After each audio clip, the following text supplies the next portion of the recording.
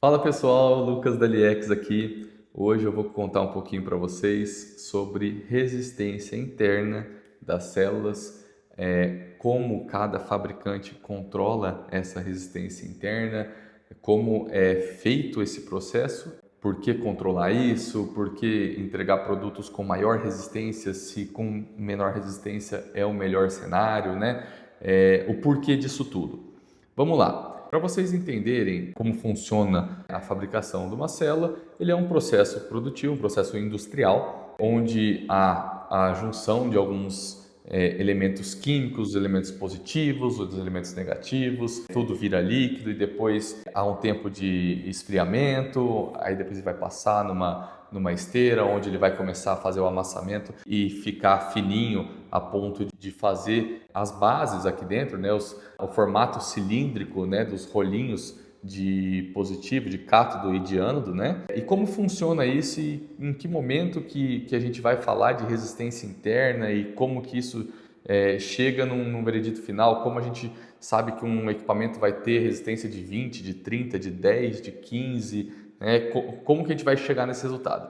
Basicamente, isso tudo ele vai ser um equilíbrio do processo industrial do fabricante. Então, como funciona? Cada etapa da fabricação de uma célula, ela tem um tempo determinado. Então, você vai fazer a fervura desses elementos por determinado tempo, por X horas. De repente, são 24 horas os elementos negativos, os positivos são 48 horas e tudo mais. E aí, depois disso, tem um tempo de esfriamento dele, tem um tempo de descanso, até poder colocar na próxima etapa da produção e para poder ir dando sequência. Depois de feito tudo isso, é injetado o eletrólito aqui, aí tem que aguardar tantos minutos para que ele possa percorrer por toda a célula e depois aplicar novamente e tudo mais. Então, como funciona? A gente sabe que existem processos muito demorados dentro dessa fabricação de cada célula. Eu faço uma analogia como se fosse você fazer uma massa de uma pizza. Você sabe que se você deixar fermentando por 48 horas, você vai ter uma massa aerada, crocante, fininha, gostosa, que ela vai trabalhar bem sobre o fogo e tudo mais. Mas é sabido também que você não precisa esperar as 48 horas. De repente, com 24 dá para fazer, com 12 horas fica bom e até com 2 horas, se você colocar mais fermento, ela vai chegar num resultado satisfatório. Ah, vai ser tão leve quanto a outra? Não, mas a depender da sua demanda, ele vai resolver teu problema. E aí a gente traz isso para a mesma realidade das células. Existem processos que demoram muito mais, mas você pode, às vezes, acelerar um pouco esse processo, que ele vai impactar minimamente lá no fim. Então a gente fala de repente em tempos de descanso, né? Tempos de descanso para ele sair de uma etapa e entrar na próxima. Quando a gente está falando isso, principalmente em fábricas, né? Fábrica na China, eles não podem perder tempo. A produção ela é 24/7, ela roda a fábrica o dia inteiro. Quanto mais tempo a gente tem esse tempo de descanso, esse tempo às vezes de fervura, tudo isso vai atrapalhar a quantidade final que eles vão conseguir produzir no final do mês. Então, o que grande parte das fábricas fazem? Vão enxutando um pouco cada um desses processos para no final ter um resultado de acordo com a demanda deles. Eles vão falar num produto, de repente, que eles querem só um grau satisfatório, eles não querem atingir a máxima excelência, mas eles precisam produzir cerca de 200 mil células por semana. Então, para atingir essa quantidade, eles vão reduzindo etapas. No final, qual é a consequência? Vai ter uma resistência interna um pouquinho maior, mas ela serve para determinados equipamentos. Ou, de repente, ela vai ter uma equalização um pouquinho mais baixa. Você não vai controlar tanto a qualidade entre uma e outra. Mas, no final, você vai produzir o dobro ou o triplo do que quem aguarda todos os processos produz. E isso vai influenciar no quê? Vendas, né? Que é o resultado final que toda empresa espera. A maioria das fábricas, eu estive visitando diversas e a gente encontrou, na verdade, uma fábrica só que respeita todos os processos, trabalha com excelência e eles vão cobrar muito por isso, mas os demais procuram esse equilíbrio, né? Olha, se eu produzir dessa maneira, eu consigo entregar tantas células e isso me dá um retorno e eu consigo crescer e eu consigo ser grande, não necessariamente sendo o melhor, mas às vezes buscando ser o maior. Esse tipo de relação ele vai estar muito ligado ao que a empresa quer entregar para os seus clientes. Até o momento, o que a gente viu de célula por aí e o que a gente visitou de processos e de qualidade, o melhor que a gente encontrou é a Molicel, ela é de Taiwan.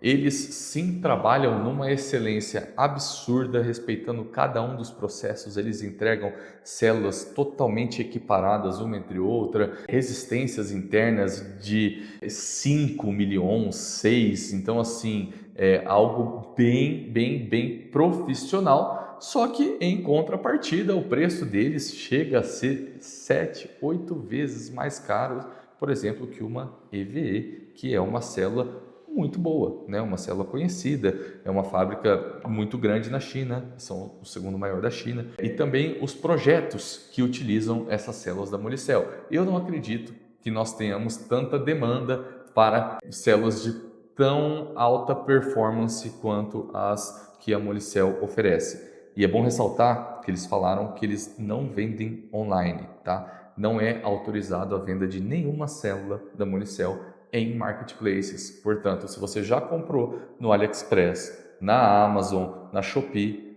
são todas fake. O pessoal lá informou a gente que as células deles são apenas para fabricantes de packs, não para empresas que vendem elas de forma avulsa, muito menos para pessoas físicas. Então, eles atuam num cenário muito acima, eles atuam com foguetes, né? A NASA é um dos clientes deles, carros de Fórmula E, né? São com células deles. Então, assim, são projetos bem acima. Não sei se você que está assistindo está pretendendo fazer um projeto desses. Se sim, pode nos procurar, a gente consegue o contato deles com vocês, faz essa ponte aí, mas seria algo muito acima do indicado. São produtos extremamente caros e a gente vem aqui para trazer algo mais acessível e mais dentro da realidade. Você vai encontrar sim células com diferentes capacidades, né, diferentes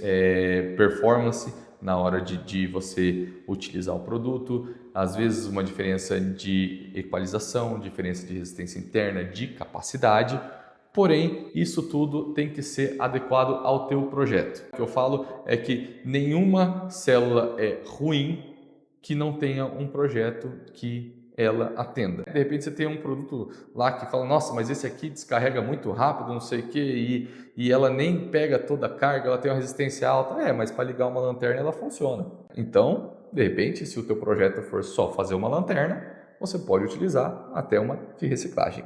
Espero ter clareado um pouquinho a ideia de vocês sobre como é esse processo de fabricação, o que implica, né, nesse resultado final, às vezes de uma falta de qualidade, às vezes de uma falta de capacidade de armazenagem das baterias. Fala, nossa, mas eu estava esperando que fosse aguentar mais, né? Então, assim, entenda como eles chegaram nesse resultado, certo? Gente, se ficou alguma dúvida, pode mandar para a gente aqui, a gente responde. Se você gostou desse tipo de conteúdo, acompanha aqui, a gente sempre está trazendo algumas novidades, comparativos, informações sobre baterias, células, packs de bateria e seus funcionamentos. Beleza? Então, obrigado, gente, e até a próxima.